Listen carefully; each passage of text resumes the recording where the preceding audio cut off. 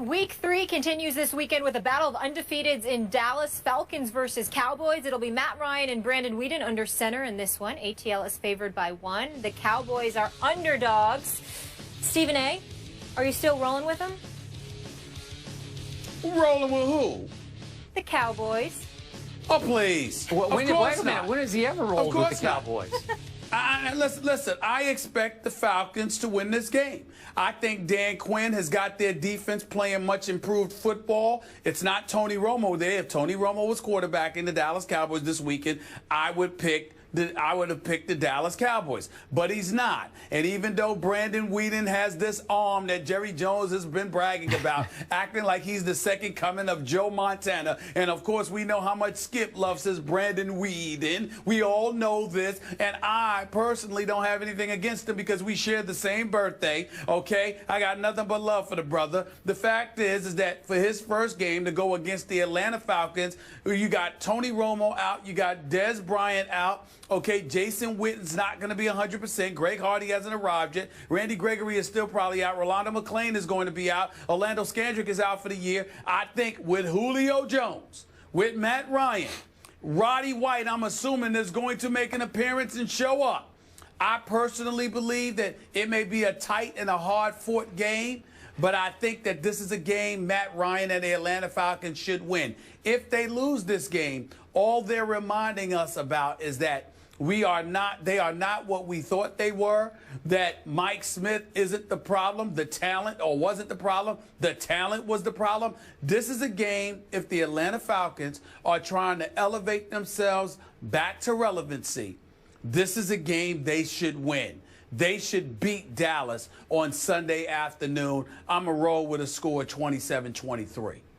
I'm with you. I'm going Falcons 2016. Good. Skip's Love it. Love it. Love it. Molly the Thank Jinx you. Karam. Molly the Jinx, out you're on the off limb on my your own. bandwagon. Good. I feel very good about what I'm about to say. Oh, go for it. You know what, Stephen A. Can't wait. Smith? Every point you just made was absolutely football brilliance. I am impressed. You should be right about everything you just said, but you will not be right. You're going to be wrong because of certain intangibles you are overlooking. And allow me to start off my little soliloquy by paraphrasing the great Stephen A. Smith. Just stay on the Weeden. Just stay on him because he is worth staying on, especially this game at Jerry World this week. Now, you know how I felt about this. We didn't talk about it on the show, but I tweeted about it. I did not love the way Jason Garrett handled this quarterback situation. As you know, they traded for Matt Castle. And Jason Garrett that night called Brandon Weeden on his cell phone and made it clear to him, though we support you 1,000%, Brandon, you are now officially in a battle to keep your job as our #1 starting quarterback. And listen, Brandon Weeden has a crisis of confidence. He's lost 8 straight starts going back to his Cleveland days. He stunk it up at Jerry World in his 1 start last year. Remember that? Todd Bowles' defense, then when he was the Arizona coordinator, came in and just did a number on poor Brandon Weeden, and I was off the Weeden the next day. I still like him. And the reason I like this football team this week is, do not forget this, I still have the best offensive line in all of football. And my left guard, my starting guard, Ronald Leary, should be back from a groin pull. He did not play at Philadelphia. And by the way, Brandon Weeden was pretty good down the stretch.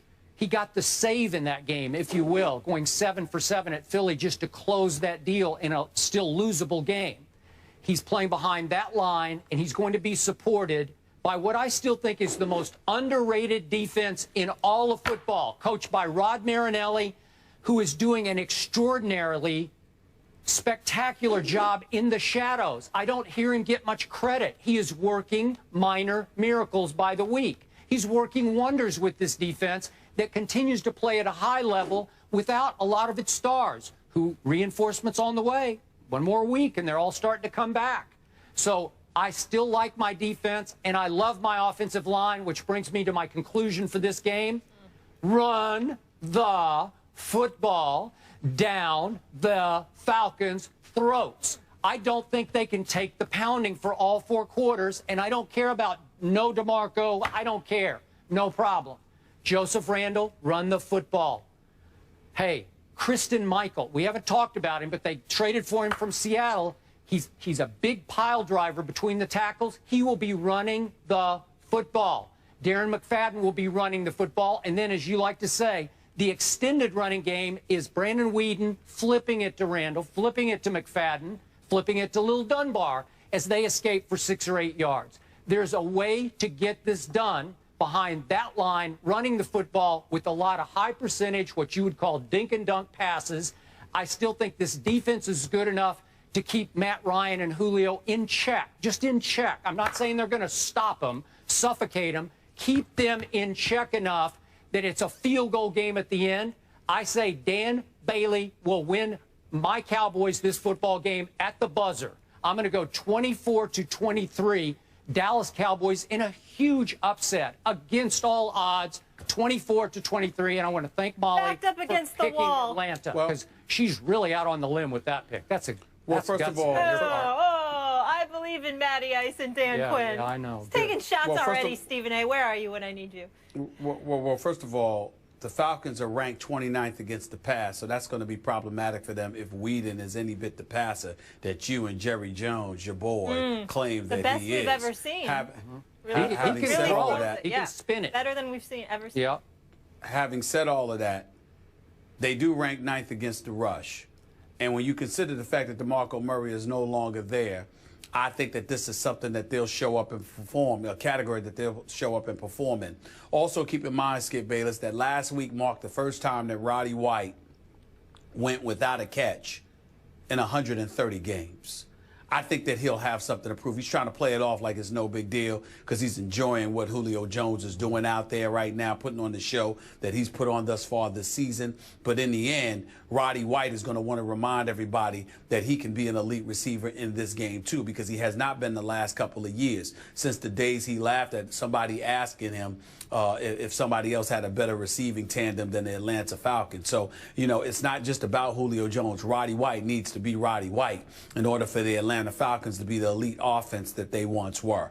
I think that you'll see him step up this weekend. At least I'm hopeful that that will happen, particularly against a Dallas Cowboys secondary that isn't fully loaded. And I think that as a result, that's something that could work in their favor as well. Okay, last quick point. You just brought up the point that the vaunted Falcons defense versus the run, ranked 9th. Help me out here.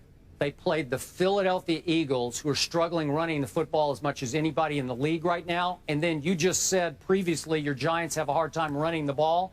That was their other opponent. So 9th against the run. I'm not That's feeling true. that. That's fair. Okay. That's fair. No, but I'm saying, hold on, y'all, hold on. I'm just saying that they don't have DeMarco Murray. So because they don't have DeMarco Murray, it's not like Dallas has their horses. And I'm saying that the Atlanta Falcons have the 9th-ranked rushing defense, and that's something that we should ignore because of the opponents they faced. As far as I'm concerned, the Dallas Cowboys are not the same team that they once were because they don't have the same running back that they once had last year when they were the number 2 rushing attack in all of the NFL, when they had a guy in DeMarco Murray rushing for 1,845 yards. That's not the same running team. So I just like we could look at the Falcons or I'm sorry, the Giants or the Eagles. I'm looking at the Cowboys for the Falcons, and I'm saying, excuse me, it's more the same to me. All right, Stephen A. has the Falcons. Skip has the Cowboys. You mentioned DeMarco Murray. Let's get into that next game. Will the Eagles fly? They try and avoid the team's first 0-3 start since '99. Will they be able to do it against the Jets? We'll get into that next. And it's another jam-packed sports weekend once again upon us. And, of course, we're all over the biggest storylines. Check out all of our topics by going to Instagram right now and checking out our rundown.